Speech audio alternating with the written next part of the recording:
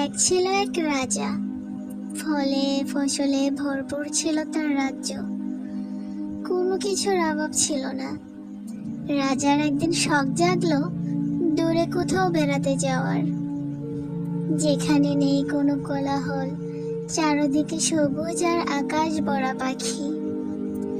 শহর থেকে বেশ দূরে এক সুন্দর গ্রামে বেড়াতে গেলেন রাজা, সাথে তার অনেক সেফাই। কিন্তু গ্রামে যাওয়ার ছিল না কোনো পাকা রাস্তা, মেঠো পথ, আর পাহাড়ের পাশেই ছিল ছড়ানো ছেটানো পাথরের পথ। চলতে রাজার অনেক কষ্ট হলো।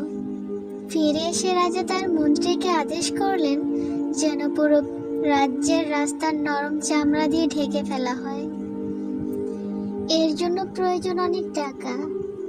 রাজার এমন কথা শুনে এক জ্ঞানী বলল, রাজা, পুরো রাজ্য চামড়া দিয়ে ঢাকতে যে খুবই টাকার প্রয়োজন হবে। এত অপচয় করে কি লাভ? তার চেয়ে বরং আপনার পায়ের নিচে চামড়া বিছিয়ে দিন, তাহলেই তো হয়ে যায়। এতে টাকাও বাঁচলো, আপনার চলতেও কষ্ট হবে না।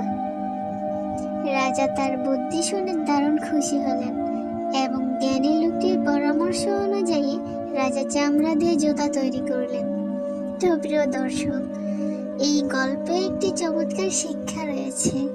তা হলো, আমাদের জীবনকে সহজে সুখী করার জন্য অনেক বেশি টাকার প্রয়োজন নেই।